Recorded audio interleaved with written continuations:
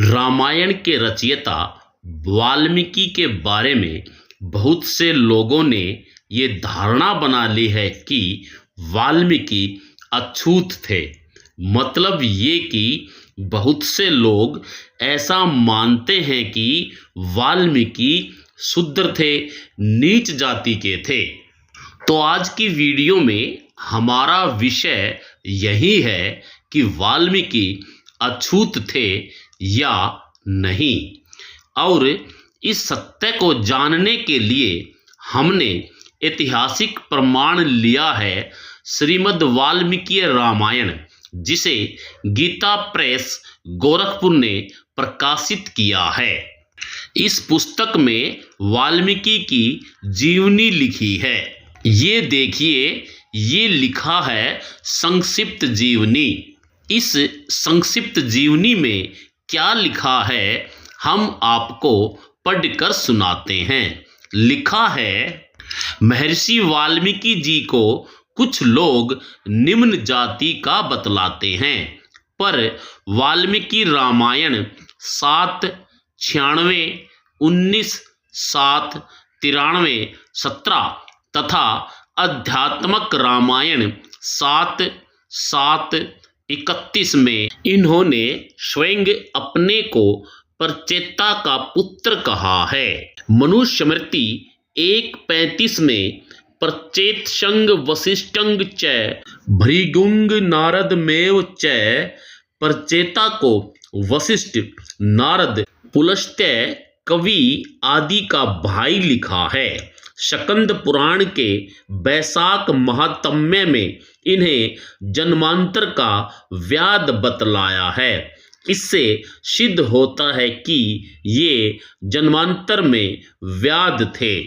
यही वो लाइन है जिसकी वजह से समाज के बहुत से लोग इस भ्रम में हैं कि वाल्मीकि अछूत थे, क्योंकि व्याध शिकारी को कहा जाता है और शिकारी अछूत होता है क्योंकि वो जीवों को मारता है। यहाँ पर अगर जीवों के मारने के आधार पर शिकारी अछूत है तो ब्राह्मणों ने भी अपने यज्ञ हवनों में अनेक जीवों की बलि दी है, पर उन्होंने अपने आप को कभी अछूत नहीं कहा। यह एक तर्कसंगत बात है। खैर छोड़िए, हम बात कर रहे हैं वाल्मीकि की, जिनको पिछले जन्म का व्याध बताया है। यहाँ विचार करने वाली बात यह है कि वह कौन आदमी था जिसने वाल्मीकि को बताया कि वाल्मीकि पिछले जन्म के व्याध थे। जिस आदमी ने वाल्मीकि का पिछला जन्म तक जान लिया, इतने महान व चमत्कारी आदमी का नाम वाल्मीकि ने रामायण में क्यों नहीं लिखा? हम आपसे पूछ रहे हैं कि क्या आप अपने पिछले जन्म के बारे में कुछ जानते हो? आप नहीं जानते हो, और आप ही क्या इस संसार में कोई भी आदमी अपने पिछले जन्म को नहीं जान पाया है। फिर यह कैसे मान लिया जाए कि वाल्मीकि पिछले जन्म में व्याध थे? और बात यहाँ नहीं रुकती, आगे जो लिखा है वो सुनिए। आगे लिखा है कि व्याध जन्म के पहले भी सतंब नाम के श्री वत्स गोत्रीय ब्राह्मण थे। यहाँ वाल्मीकि का व्याध जन्म से पिछला जन्म भी बता दिया है कि वे व्याध जन्म से पहले भी वत्स गोत्र के ब्राह्मण थे। आगे लिखा है, व्याध जन्म में शंख ऋषि के सत्संग से, राम नाम के जप से ये दूसरे जन्म में अग्नि शर्मा मतांतर से रत्नाकर हुए। मतलब ये कि एक जन्म में वाल्मीकि वत्स गोत्र के स्तंभ नाम के ब्राह्मण हुए उसके अगले जन्म में व्याध हुए और उससे अगले जन्म में अग्निशर्मा नाम के ब्राह्मण हुए। यहाँ वाल्मीकि के 3 जन्मों का उल्लेख किया गया है, जिनमें 2 जन्मों में वाल्मीकि ब्राह्मण थे और 1 जन्म में व्याध। आगे लिखा है, वहां भी व्याधों के संग से कुछ दिन प्राक्तन संस्कारवश व्याध कार्य में लगे। यहां बताया गया है कि वाल्मीकि तीसरे जन्म में जब अग्निशर्मा नाम के ब्राह्मण के रूप में पैदा हुए, तब भी कुछ दिनों तक उनके अंदर उनके दूसरे जन्म व्याध के गुण मौजूद रहे।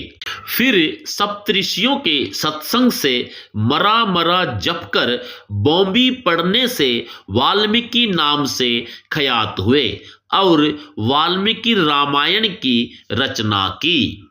कल्याण शंक सकंद पूर्णांक पृष्ठ 381, 709, 1024 बंगला के कृत्तिवास रामायण, मानस अध्यात्मक रामायण 2/6/64 से 92, आनंद रामायण राज्यकांड 14/21-49, भविष्य पुराण प्रतिसर्ग 4/10 में भी यह कथा थोड़े हेर फेर से स्पष्ट है। यहाँ यह बताया गया है कि सकंद पुराण में, कृत्तिवास रामायण में, मानस में, अध्यात्मक रामायण में, आनंद रामायण में, भविष्य पुराण में ये जो कथा वाल्मीकि के बारे में प्रचलित है, इनमें भी ये कथा थोड़े हेर फेर से लिखी हुई है। गोस्वामी तुलसीदास ने